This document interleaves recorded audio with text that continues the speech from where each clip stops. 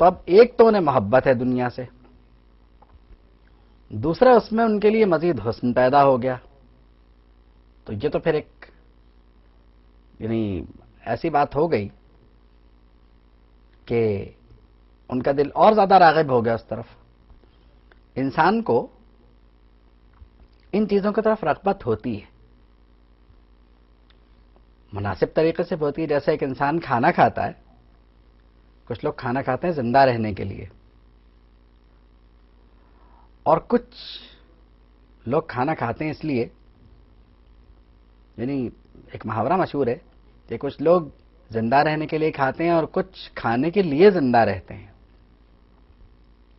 تو اب یہ دوسری والی بات جو ہے کہ اس خوبصورتی کی طرف مائل ہو کے اللہ کو بھول جانا، تو یہ بڑی نقصان دہ بات ہے.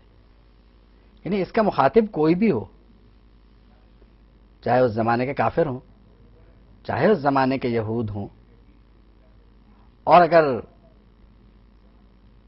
ہم یہ سمجھ لیں کہ مسلمان مراد ہیں تو مسلمانوں کو اطلاع دی گئی ہے کہ یہ دنیا امتحان کی جگہ ہے، یہاں پر ان چیزوں میں جو حسن پیدا کیا اس میں ایک امتحان لینا مقصود ہے. دیکھیے بات پھر وہی ہے کہ آپ کہیں گے اللہ کا تو سب معلوم ہے، امتحان کیوں لیا جا رہا ہے؟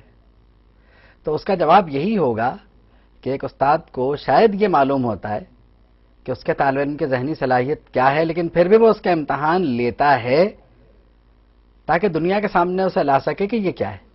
اسے تو معلوم ہے، دنیا کو بتانے کے لیے کہ یہ کیا ہے اس کا امتحان لیا جاتا ہے. تو اب فرمایا گیا کہ لوگوں کی پسندیدہ اشیاء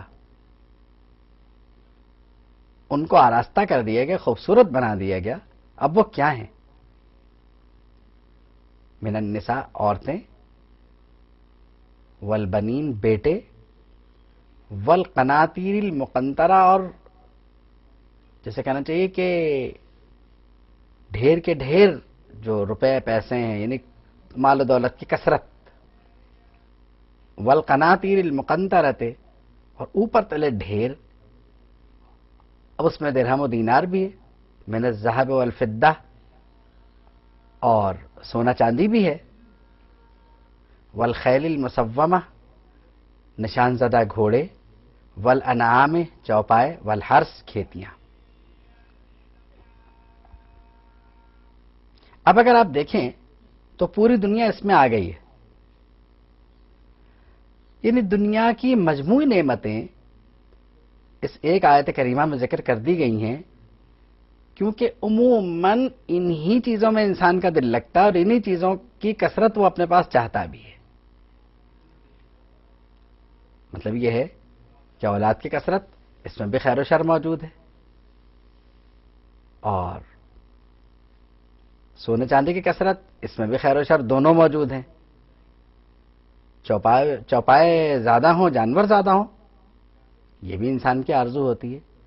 گھوڑوں کی کثرت، یعنی بہت سارے گھوڑے ہوں میرے پاس، یہ بھی ایک زمانے میں یقیناً انسان کی خواہش ہوتی تھی جب اسے گھوڑے کے بارے میں علم تھا اور جب گھوڑے تھے. اب ان چیزوں کا ہونا اچھا بھی ہے اور نہیں بھی ہے.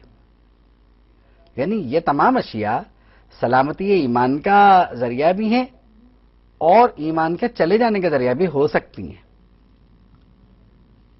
تو یہ تو اب اپنی اپنی نیت کا تعلق ہے، اور یہ جو جب اس کی نیتیں دیکھی جائیں گی کہ اس کے پیچھے نیت کون سی پوشیدہ ہے، تو پھر بات ہوگی. آیا وہ تکبر کے لیے اس کو کرتا ہے یا اس کے پیچھے کوئی نیک نیت موجود ہے؟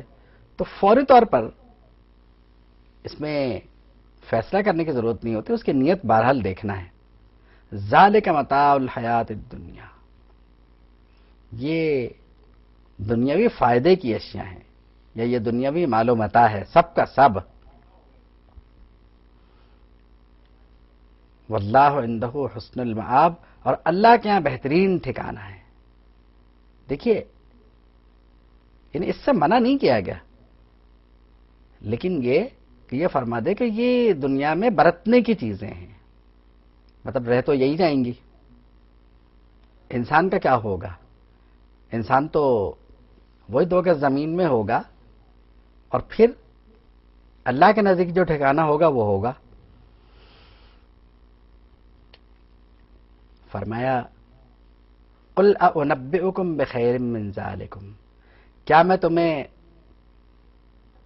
ایسی خبر دوں جو ان تمام چیزوں سے بہتر ہو، یعنی جو متاع دنیا ہے اس سے بہتر ہے،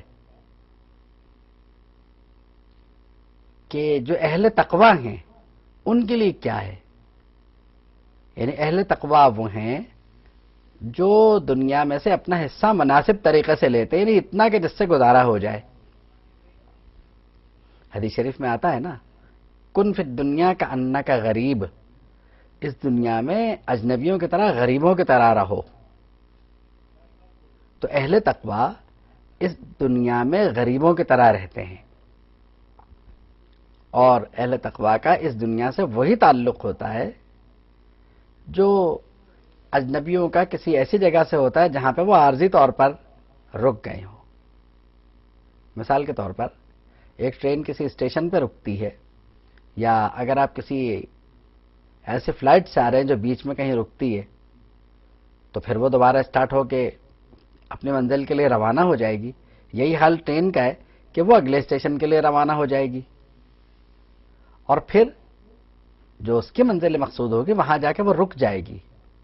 یہی حال آپ کے اس جہاز کا ہوگا جس سے آپ سوار ہو کر کہیں جانا چاہتے ہیں، اور وہ بیچ میں عارضی طور پر اپنی ضرورت پورے کرنے کے لیے ایندھن وغیرہ لینے کے لیے رکے، تو وہاں مسافروں کو وہ سہولت حاصل نہیں ہوگی جو وہاں کے مستقل رہائشی باشندوں کو ہوا کرتی ہے.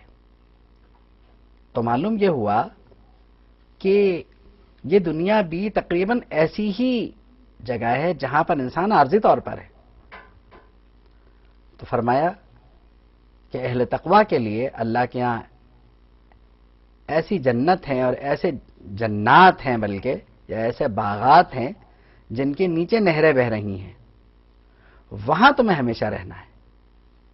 خالدین فیہا وازواج مطہرہ، اور وہاں تمہارے لیے ستھری بیویاں ہیں. ورضوان من اللہ، اور اللہ کی رضا بھی ہے. تو جہاں اللہ کی رضا ہو اور اس کی رضا کے ساتھ ساری نعمتیں حاصل ہوں تو وہاں تو کوئی غم نہیں ہے. پھر فرمایا کہ تم یہ نہ سمجھنا کہ اللہ کسی بات سے غافل ہے. واللہ بصیر بالعباد، اللہ اپنے بندوں کے اعمال کو دیکھ رہا ہے، ملاحظہ فرما رہا ہے. وآخر دعوانا ان الحمد للہ رب العالمین.